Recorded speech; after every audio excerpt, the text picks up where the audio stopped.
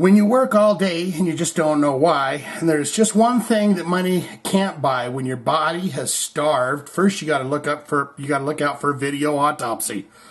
When your body's been starved, you got to feed your appetite with a delightful Brussels sprouts and chicken marinade from this guy right here, Paul Stanley. Do we pick on Paul Stanley a lot? I feel like we pick on Paul Stanley a lot, but maybe that's one of those Freudian slips where it's like, no, we need to keep on picking on him. But here he is. He's in the kitchen. It's a show, Home and Family, and I don't know if this is his home, but he's going to cook up a delightful Brussels sprouts and chicken marinade. Now, I'll tell you right now, I hate Brussels sprouts. As a kid, you know, that's the one thing you always heard from kids, right? Is, ew, Brussels sprouts, I hate that, or spinach, or whatever. Now, I like me some spinach. I do not like Brussels sprouts, but I'm pretty sure I do like sprouts, though, on my sandwich, but I don't like the Brussels part. But we've got the P-Man here, old P-Man himself, the Starman. He wears many hats, right? He's the man that can wear many hats on that big melon of his. Look, he can even wear a backwards kind of a baseball hat if he wants to. I didn't even intend to draw a baseball hat, but it turned out that way. But, you know, and that's kind of a hip-hoppy name for him, the P-Man, Mr. Starman Stanley, and he's going to do this. Now, you're like, Shane, what can't this guy do, right? He loves bicycle riding. He likes making dishes of pasta. He's the Starman for the lead singer for the band Kiss. He can also cook, but he's also an artist. He's also an artist. Look at this. So, this is called Purple Haze. And look at that. Purple Haze. I mean, he is an artist. You know, he didn't just paint this one penny. He painted that one. He painted this one back here. He painted them all. He's a painter, too. You know? What is he name? Why did he call it Purple Haze? After Jimi Hendrix? That's his hero? When I was a kid, I saw Jimi Hendrix a few times. Ding! And when I started painting this, I had no idea what I was doing. But as soon as I started putting on the purple, I found... You said, Jesus, that looks like haze. ...myself thinking about the good old days of forging a ticket and going to Hunter College to see this new guy, Jimi Hendrix. You son of a bitch. He forged a ticket to go see his favorite hero in concert. I'm done with that. I'm not a fan of crime. Are you part of the crime family all of a sudden there, Mr. Simmons? So what I thought we would do for this video autopsy is it's just going to be kind of a kickback relaxer here. We're going to stop it. We're going to start it. We're going to do a video autopsy, but we're going to watch Paul Stanley basically cooking us up a dish, and we'll pretend that we're in his house. We'll pretend that we're at home with him, and let's see if I can lower my seat. There we go.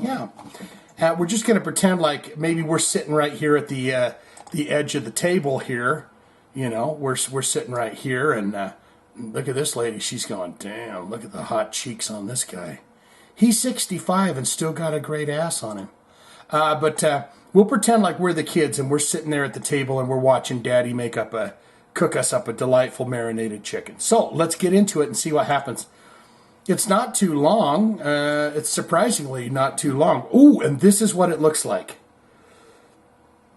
What they like to do on the TV shows is they show you what it's going to look like with all these ingredients. You've got the wood block. You've got the other wood block. You've got olive oil. You've got another kind of olive oil. You've got some pepper flakes, garlic, some green grassy stuff. I don't know what that is. Cilantro, maybe? Of course, you need the fork and the knife and such to eat it. There's the big spoon to get you a big dollop of those delicious Brussels sprouts. Now, if there's some kind of roast that I'm seeing, well, we've got the technologies. If this right here is actually a piece of roast or something like that, roast beef, I could probably swallow down those disgusting green balls. But if it's some kind of, tricky vegetable of some sort, I say get it the hell out of my eyes. I don't want to see it. I don't want to look at it. I am a fan of vegetables. I don't want to, have people hashtag vegetable hater to me or anything like that, because I like onions and peppers and potatoes and green beans, and I like carrots if they're cooked carrots, boiled, soft carrots. I can't eat carrots raw, but I'm just not the fan of the Brussels sprouts. If I go into Subway sandwich, I'll tell them to put everything on it except for pickles and Brussels sprouts if they have them. I don't think that's something that they have available there. Maybe that's a specialty item that might be in the back. But pretty much everything, put everything on it except for pickles. And I only like sliced tomatoes, weirdness. I only like, I can eat salsa till I'm blue in the face. I can't eat tomato slices on things like sandwiches. I can eat them on hamburgers. It's a very weird situation. But let's get into this. Here we are in the kitchen with Paul Stanley. Get the volume up on this, baby. Now as a chef. Trying to follow. Right? Look at her. She's like, geez, I'm stoned out of my willies. On Fabio's heels. That's his charisma and his food is tough to match. Did you have a different Fabio. when you much younger in your career? Was it just sort of Look at this chick. Me gonna eat soon. Me gonna eat some soon. This guy right here is saying, I'm gonna have your job, you son of a bitch. This is your final season. This is your final season at Home and Family. Me eat soon. Paul Stanley. The P-Man's going to make me something to eat. garbage in because you guys were on the road, or did you always watch what you ate? Were you always I watched it as I ate it. Not much beyond that. When did the refined palate come to you then? I think over the years. When did the refined palate come to you, Paul? Your refined... Yeah, he's known for his cooking. When did you get that refined palate? Years, one thing that I love about Europeans is that they don't see food as just fuel to stuff in their faces. There's an experience of eating. So, when you start mixing great ingredients... Paul Stanley, front man... Oh, face the music, yeah. I thought it was going to say, and cookbook. Cooking with the P-Man. You can't go wrong. Yeah. I was getting the eye from it. Yeah, Because the stink eye. She said, food comes soon. Oh, I was just going to say that, Tyler. I was going to say that right before you said it. You son of a bitch, I've got your job as soon as you... Who the hell are these people? These are the talking heads, obviously. Well, who's the other broad, too, that's standing over there by Paul Stanley? He's going to be saying, Meredith, hand me this ingredient. This guy, he wants his job, man. He either wants his job or he wants to kiss him. Yeah, the stink eye, because I feel the same way. Stink eye. You can't go wrong. Yeah. I was getting the eye from it. Because the stink eye from her, stink eye, because I feel the same way. It's like sitting down with your family and food and eating is just such a passionate, wonderful thing to do with family and friends. And Mark just eats to live. I live to eat. Are they married? Oh, Mark, just run for the hills. Oh, you got no foodie coming. Oh, jeez. Look at the smile on this guy. This guy wants his job, or he wants a kiss. They have to do that fakeness, they have to do that. Anyways, the next guy, they're all... just... Yeah, it's okay. It doesn't make me wrong. Changing. No, it makes you different, but we're changing all that because you're beginning to really, really appreciate all this. No, I haven't perfected my Brussels sprouts yet, but Thank you, later in Tyler. life I came to really love them, so I'm dying to try these. Tyler. Would be great. Yeah, this is your recipe? This is a recipe I made up. Paul Stanley's chicken marinade and Brussels sprouts. See, I told you. It was a way of getting my son to love Brussels sprouts as much as I do. And it's fairly simple. You just mix a lot of great ingredients. Got olive oil here. Put it in your pan. And you want to throw in your prosciutto. Oh, prosciutto. Now, I'm a fan of that. Prosciutto is... What is that? Is that pig? Can't go wrong with prosciutto. No. Can't go wrong with bacon. Can't go wrong with prosciutto. Ding, I hit that. Thank you, Paul. I hit that.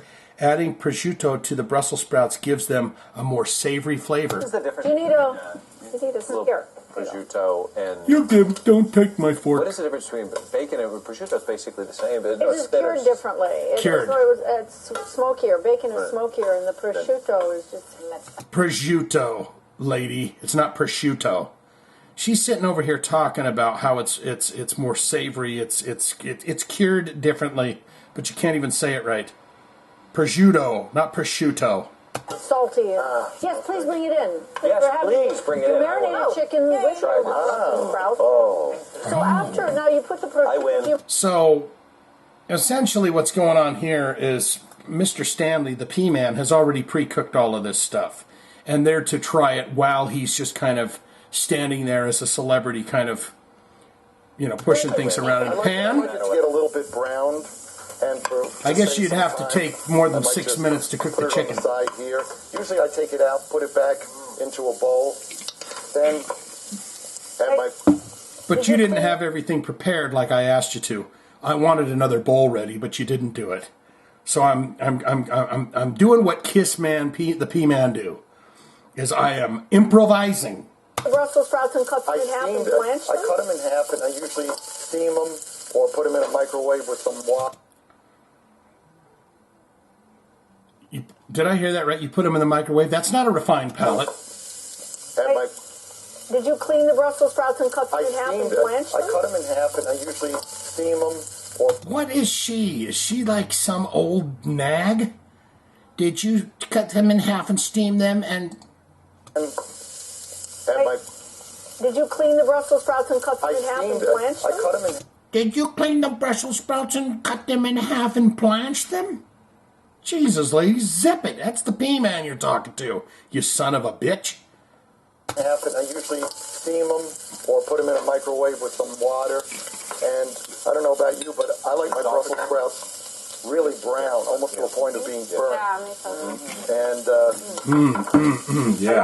And yeah, really crispy. And once your Brussels sprouts are nice and crispy, you put your prosciutto back in. Prosciutto. And then after that, you may want to add a little bit more olive oil, because you can't go wrong with olive oil. Can't go wrong with olive oil. The P-Man's got it. Oh, I can tell you this. What did he say? Chives? Sorry. Olive oil, because you can't go wrong with olive oil. P-Man. Cherries. Cherries? I can tell you this. Is that what that brown garbage was that I was looking at? Yeah, so you get that sweet and savory. You and your wife cook together? Wait a minute. Those are raisins. I love cooking with my wife. So you'll add your cherries. Now these are dried cherries, right? These are dried and pitted cherries. And they'll plump up over time once you're cooking with them. Then once Thank you, you old hack. I mean, you old thing, for pointing that out. Though I do appreciate her input on that.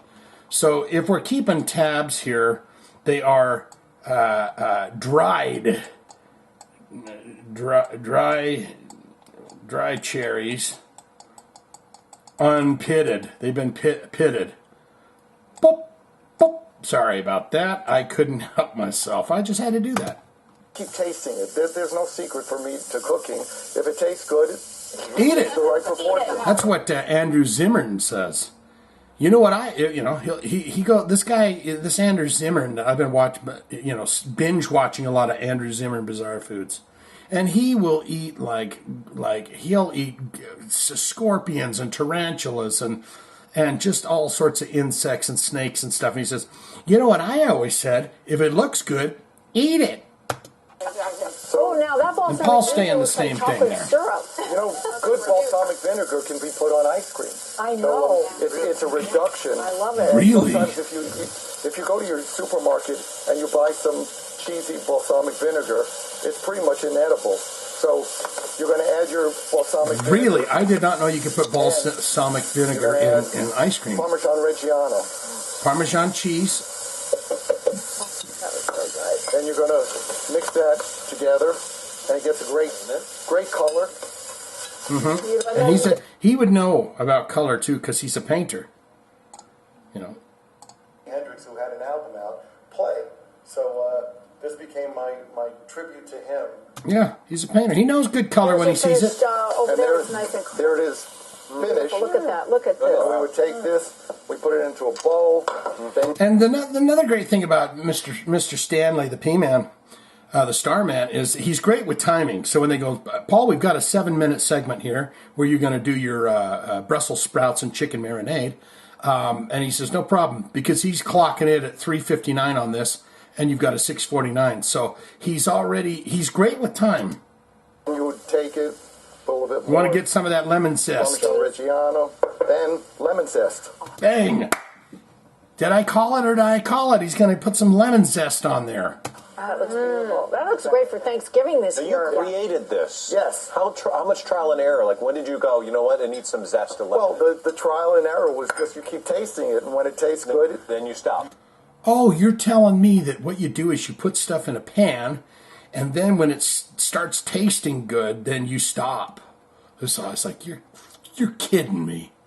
And this guy's going, any goddamn fool knows that. Tyler, you stupid son of a... then you stop. You don't want to go beyond that point. So, You can eat Brussels sprouts many different ways because Brussels sprouts, you can bake them, you can shred them, you can saute them, but Can you eat them whole, Nancy?